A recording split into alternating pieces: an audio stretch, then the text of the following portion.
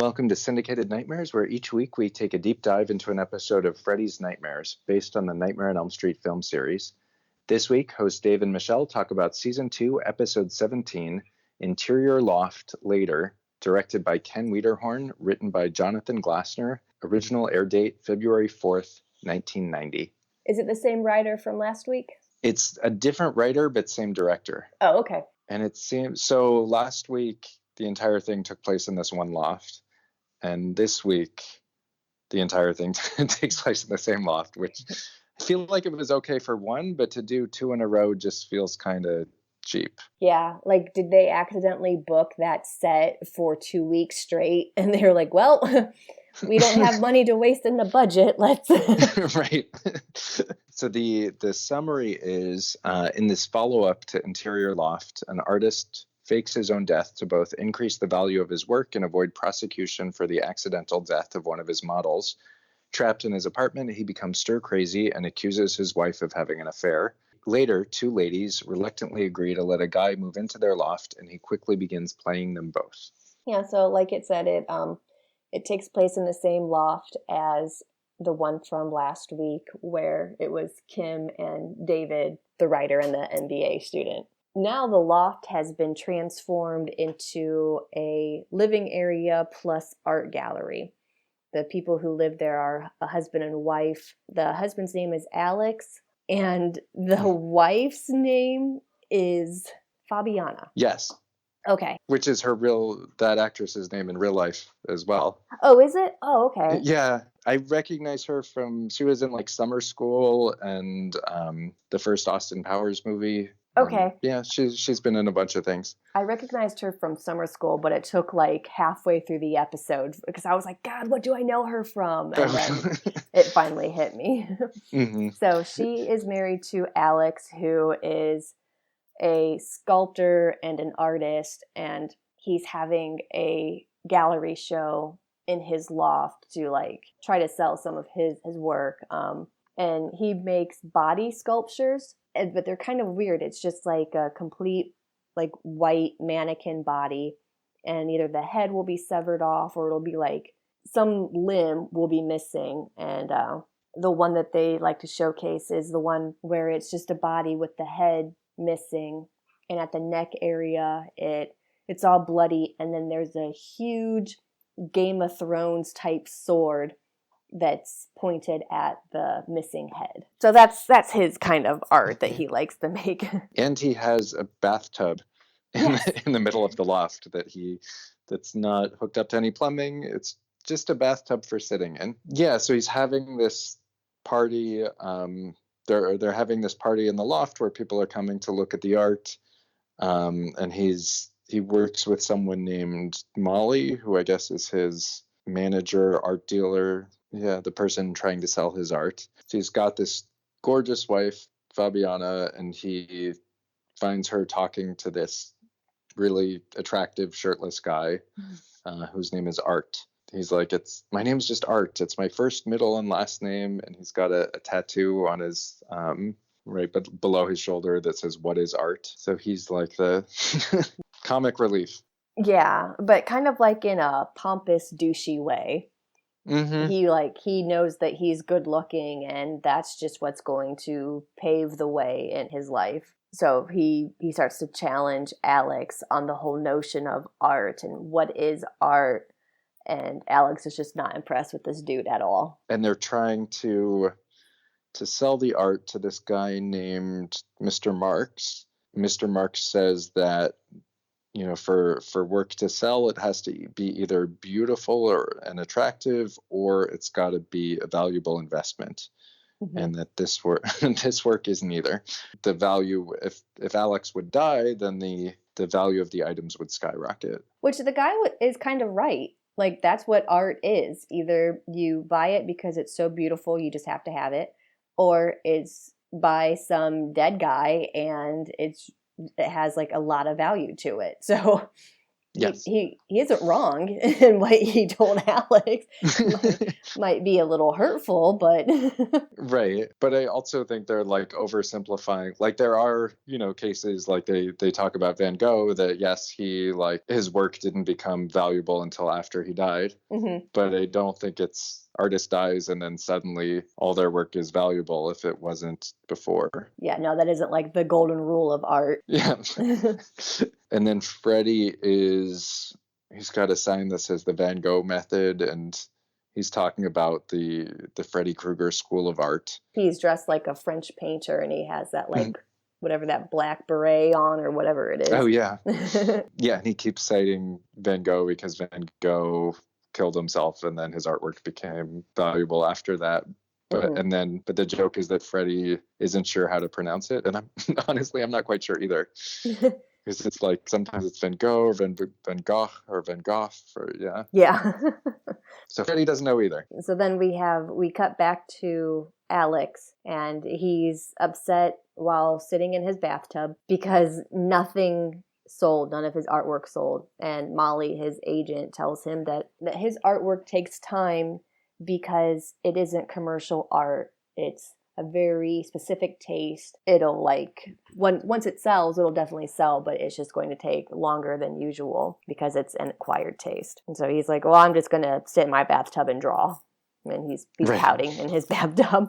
And then so we're still in that same apartment that's got the bedroom window looking down to the rest of the loft. And so Fabiana goes up there and does a little striptease for him in the window, but he's too upset about his art not selling, and he falls asleep in the bathtub, and then he wakes up to his wife slashing his wrists so that he'll die and the artwork will be valuable. But it's just a dream, and he wakes up and she wakes him up and he tells her about the dream, and she's like, no, I wouldn't do that. I love your passion and your creative energy. We cut to a different scene where Fabiana is helping Alex mold a model, and they're doing like a full body cast. The model is covered completely head to toe in these like white casting strips, except for just his eyes and over his mouth. Alex is putting together another piece of art using this model, and he gets a phone call from Molly. So he takes it and he tells his wife to cover the rest of the model, put the strips over his eyes and his mouth, give him a straw to breathe out of. So that's what happens. And the model is breathing out of a straw while these strips are being put over his eyes and his mouth. So he basically has no way of breathing except through this straw. Alex gets mad because Molly decided to sell one of his statues for $1,000 instead of the $10,000 that Alex was asking for. And he raises his voice, and it startles his wife, and she accidentally knocks the straw out of the model's mouth and goes over to Alex to like comfort him. It's, the model ends up dying. That's no shock there. But just the way that it was played out is kind of hysterical. Like, I was laughing as the scene was going on. I felt so bad for him, though, because that's just like a horrible way to go. I know. So Fabiana and Alex are talking to each other, and she's like comforting him about basically losing $9,000 on one of his art pieces. And in the background, you just see the model who's like totally stuck in this casting mold. And he's like trying to move around, but he can't. So he's just like wiggling back and forth as he's suffocating to death. And then he finally like falls over and he's dead. And then when he falls over, they like rush over and are like trying to, cut him out of the thing. But you would think that you would rip off the part over his mouth, but they rip off the part over his eyes. Yeah, well, his eyes and nose, but his mouth is still covered. So yeah. Yeah. And they just like look at him. So he probably had gone without air for like maybe a minute. So I would say he's probably just passed out. They didn't try CPR. They didn't call 911. They just accepted it for what it was and moved on. Exactly. Yeah. So she's all panicked because it was an accident, but what if the police don't think so and they put her in jail?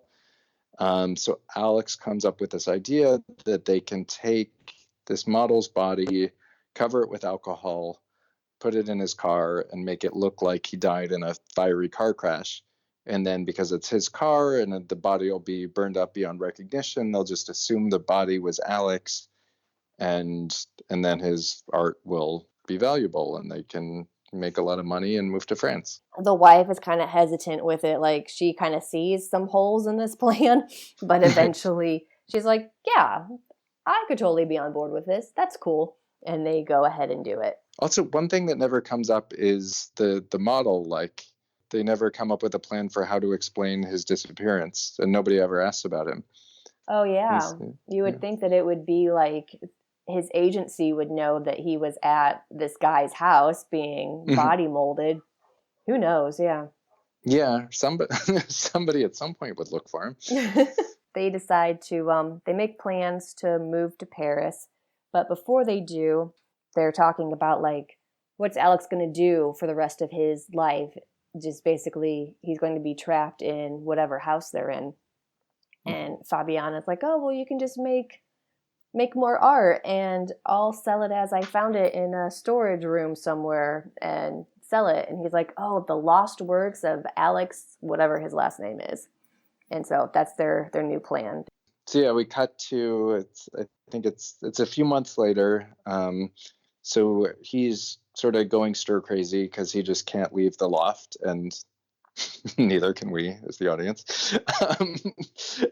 But she comes home with grocery bags, and he's in a bad mood that, she was gone for hours, and he's accusing her of having an affair.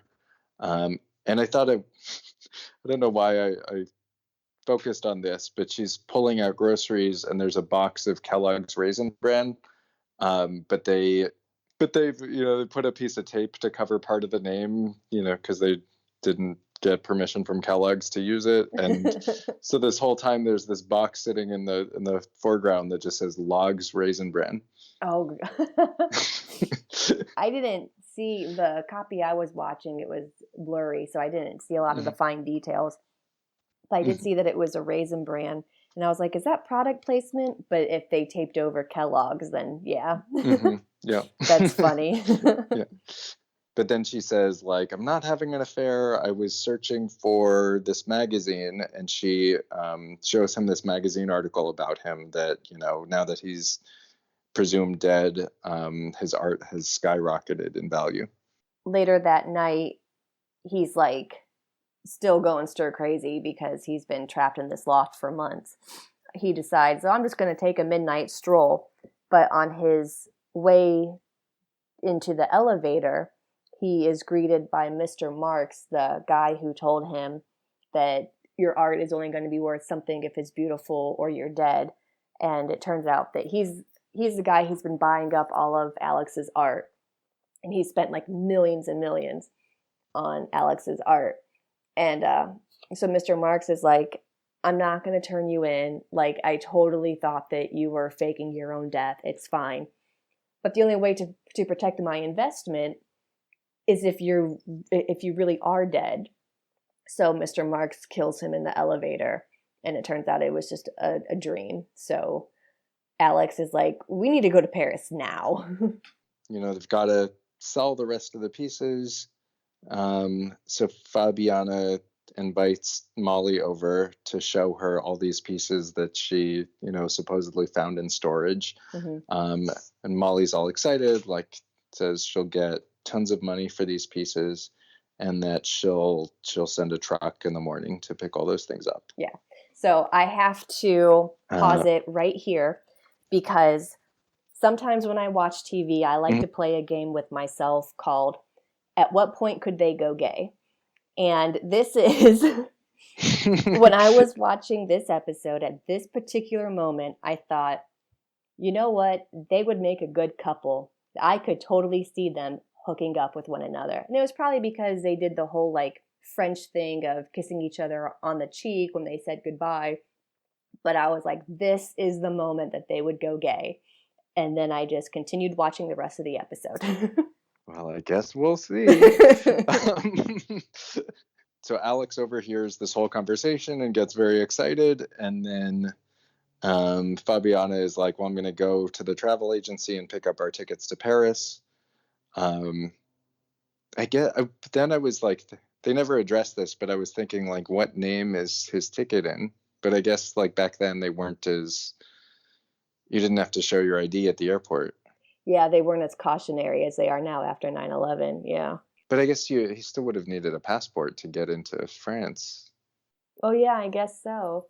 I mean, if he isn't like, if he just had like a fake funeral or something and wasn't collecting, or his wife wasn't collecting anything like insurance money, then it was no harm in faking his own death. So maybe he could show his passport, because I don't think TSA at Springwood Airport really cares about, an artist.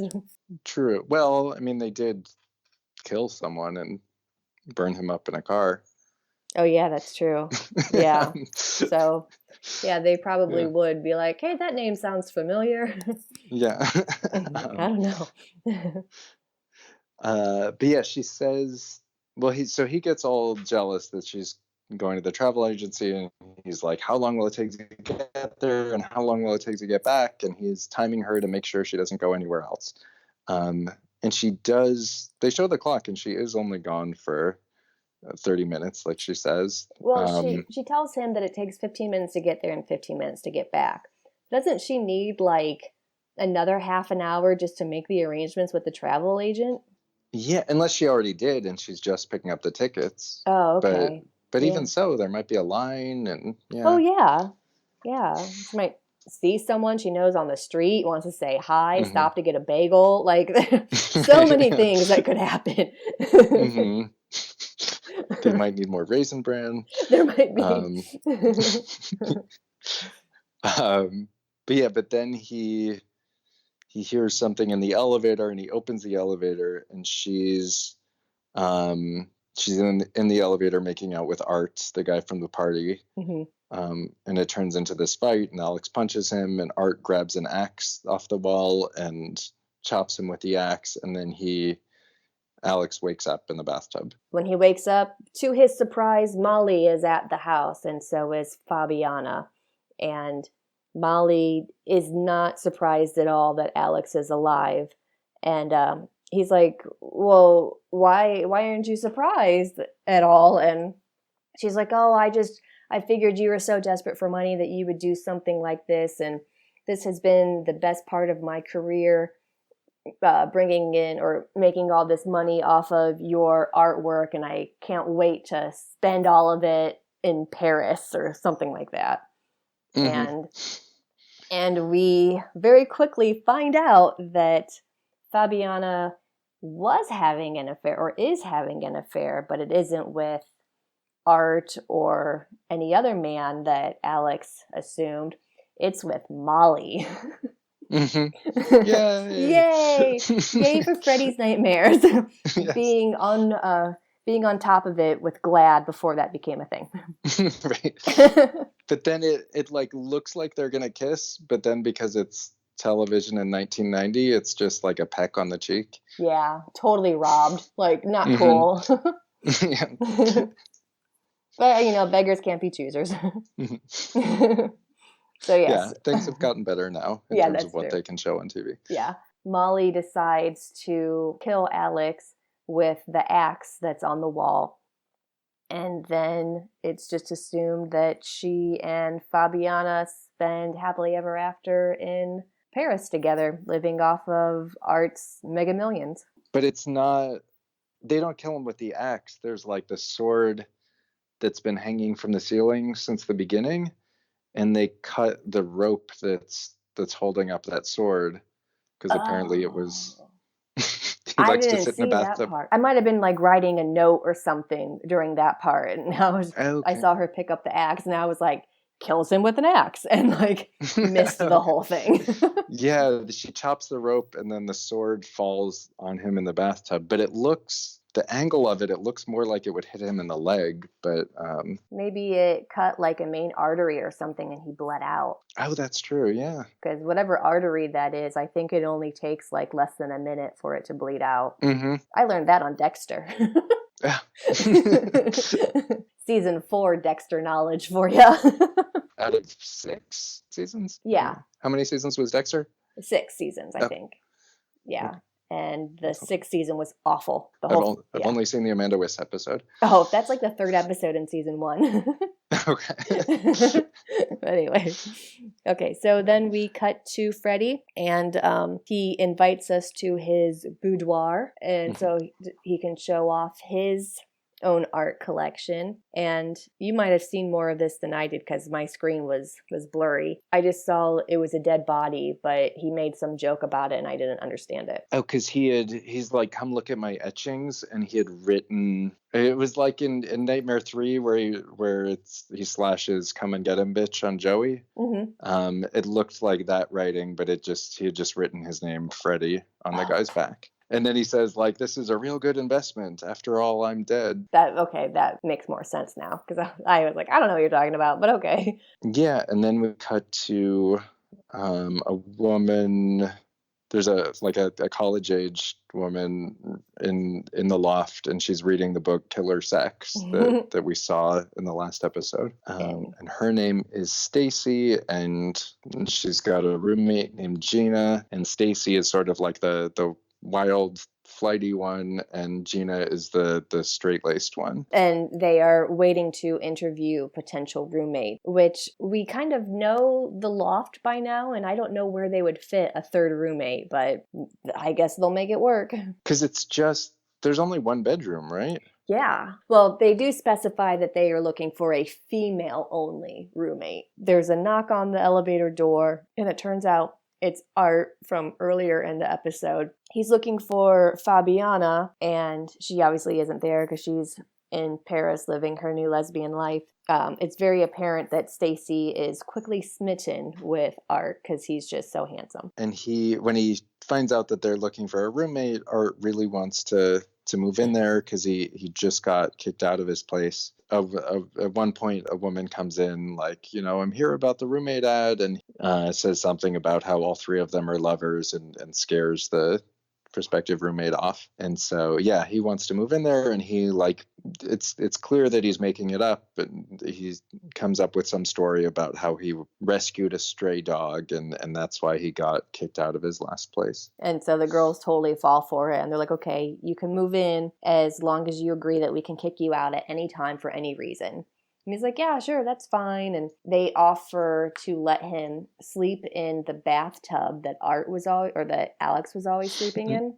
Mm-hmm. And he would just like put up bed sheets and kind of make his own like makeshift room.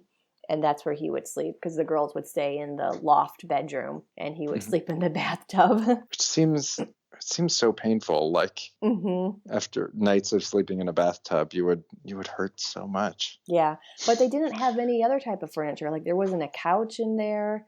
That's true. Yeah. It was just a bathtub. So a bathtub and an axe on the wall. Like, that was it. Yes. So, yeah. So they agree, and then we cut over to Freddie, and he's like, women, you can't live with them. You can't live with them. And then later, Gina's in her room by herself, and Art comes in, and he's like, I know you don't like me. I want to just, talk and get to know each other so we can get along. And he sees that she's really into eco stuff and save the whales and save the dolphins. So he mentions that he spent an entire year cutting dolphins out of tuna nets, and shows her a scar that he says he got from a harpoon because the tuna fishermen were trying to get him. And the reason why he's in Springwood is because he figures that a fisherman wouldn't look so inland to find him there.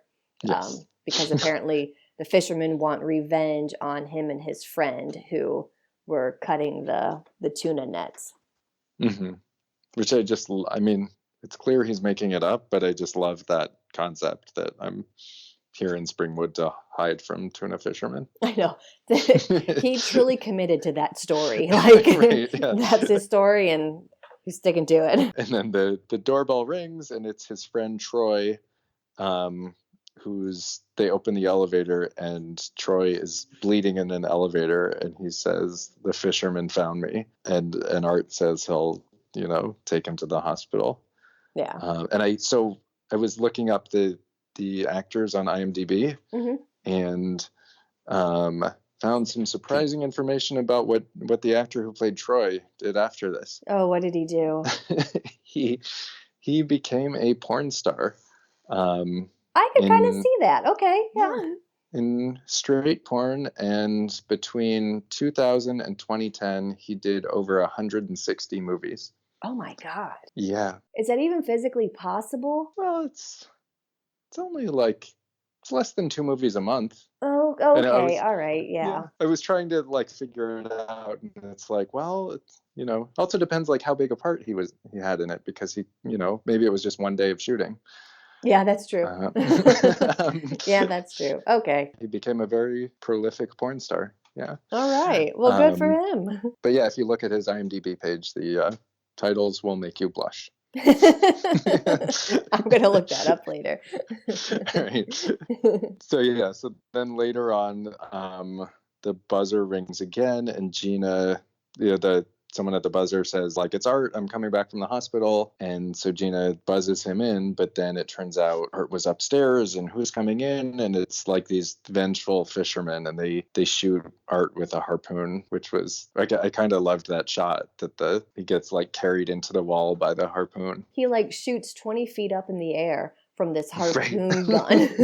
Yes, but it's just a dream, and it was just Gina's dream, and then she like goes to talk to him, and she's all worried about the fisherman getting him, and he made such a huge sacrifice for these dolphins, and they end up having sex in the tub. Yeah, in his bathtub bed. So, and he's put like cushions in the bathtub, so at least it's somewhat comfortable, maybe. Mm-hmm. So I was thinking, like, what do they bathe in? But I guess we saw the bathroom in the last episode. Mm-hmm. But I don't remember. Was there a bathtub or a shower in there? I think there was a shower in there.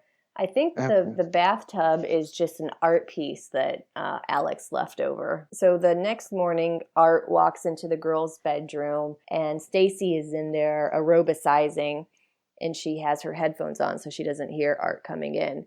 And he pulls the same BS on Stacy that he did Gina by telling her, like, oh, hey, we're going to live together. We should, like, get to know one another. And he sees that she really loves Bon Jovi. And he's like, oh, yeah, I used to be able to listen to his music until I was on tour with him for a year. And Stacey's like, oh, were you, like, following him around? And he was like, no, I was one of his security officers and until I got hurt. And then he shows the same scar that he showed Gina, and basically said, like, a psycho fan knifed him, and he wasn't able to work with the tour anymore. Stacey doesn't really fall for it. She's like, whatever. But yeah, so he's on the run from the mob scenario. Mm-hmm. And then later a pizza delivery comes, but it's not the pizza delivery guy. It's Guido, who is also his friend Troy, and looks absolutely ridiculous. Like, this is not a convincing mobster guy. No, not at all. And then Art tries to fight him off, and they like go into the elevator, and it was just an act. So then Stacy has a dream that the mob people come back and they break both of Art's knees, and she wakes up and goes downstairs to check on Art, and he's in the bathtub and they have sex. Yeah, which I thought it was funny because you get the sense that she's just sort of waking up and going down to see him, but then she happens to be wearing this like lace teddy. I kind of believe that coming from her because it was obvious from the beginning, like this was her plan to sleep with him. I guess she's kind of like the fun, carefree one who just goes for it. The next morning, she and Gina talk about Art, and they start comparing stories that Art has told them. And at first, they think that they're talking about the same trouble that he's in, and then they later find out that he's told them 2 completely different stories. His friend has shown up 2 times with 2 different injuries as to why he's had to go to the hospital. So they go downstairs and confront Art about his lies, and they tie him up in the bathtub, and they decide that they are going to burn him with a blowtorch. Turns out it was just a dream. Mm-hmm. I just like imagine how dumb you would feel if you were Gina and saying like, I totally thought he was on the run from tuna fishermen. Yeah. I don't know which is like the worst lie that he told them, that he was a Bon Jovi security guard or he was Right. he was hiding from harpooners. Yes. But it didn't, I don't understand why he lied to them though. Like he already had his foot in the door, like he was already living with them. Why did he have to lie? Or why did the lie have to include people trying to kill him? Why couldn't he have just said, like, oh, I used to work with Bon Jovi? Yeah, and just left it at that. So as he's being kicked out, a person who we assume is Troy comes to the door, and he has a gun and he has a mask over his face, so definitely like this armed robber.